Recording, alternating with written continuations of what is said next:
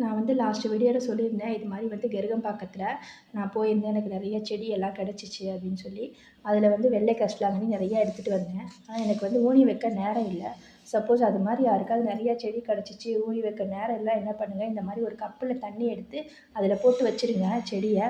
இது கட்டிங்ஸாக இருந்தாலும் சரி, வேரோடு இருந்தாலும் சரி, எப்படி இருந்தாலும் இந்த மாதிரி கப்பில் போட்டு வச்சிட்டிங்கன்னா செடி அப்படியே ஃப்ரெஷ்ஷாக இருக்கும். அப்புறம் நமக்கு வந்து எப்போ வந்து தேவைப்படுதோ, எப்போ வந்து டைம் கிடைக்குதோ அப்போ எடுத்து நீங்கள் வந்து ஊனிக்கலாம். ஆனால் ஊனி வச்சுட்டு இப்போ வெயில் காலம் ஜாஸ்தியாக இருக்கிறதுனால கொஞ்சம் நிழலாக இருக்கிற பகுதியாக பார்த்து வச்சுருங்க அந்த தொட்டியை. அப்போ தான் வந்து நல்லா வளரும். அதே மாதிரி கொஞ்சம் ஸ்டெம் கட்டிங்ஸும் கிடச்சிச்சு. என்ன அப்படின்னா கொஞ்சம் வந்து செம்பருத்தி, அடுத்து வந்து பவளமல்லி கட்டிங்ஸு இதுவும் கிடச்சிச்சு. இதையும் வந்து நான் என்ன பண்ணுறேன் அப்படின்னா, இந்த கீழே வந்து லைட்டாக இந்த மாதிரி சீச்சு விட்ருங்க. ஃபுல்லாக சீச்சு விட்டுட்டு அதுக்கப்புறம் இது வந்து கொஞ்சம் கத்தாழை எடுத்திருக்கேன். கத்தாழை வந்து எதுக்கு அப்படின்னா வந்து இது வந்து ரூட்டிங் ஹார்மோன். இது வேரை வந்து இது மாதிரி ஸ்டெம் கட்டிங்கில் நீங்கள் நடவு பண்ணும்போது வேர் வந்து சீக்கிரமாக பிடிக்கிறதுக்காக வந்து இந்த கத்தாழையை வந்து நம்ம யூஸ் பண்ணலாம். ஸோ இதை என்ன பண்ணால் இந்த ஸ்டிக்கை வந்து இந்த கத்தாழை ஜெல்லில் வந்து நல்லா டிப் பண்ணிடுங்க. டிப் பண்ணிவிட்டு ஊனி வச்சுருங்க.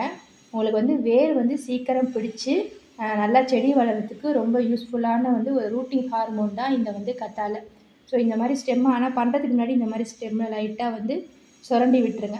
சுரண்டி விட்டுட்டு அதுக்கப்புறம் இந்த கத்தாழை ஜெல்லுல டிப் பண்ணி மண்ணில் நடுங்க.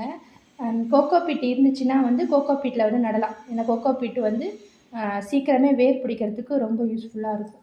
கோகோ பீட் இல்லாதவங்க ரொம்ப டைட்டான மண் இல்லாமல் லூஸான இருக்க மண்ணாக பார்த்து நடுங்க.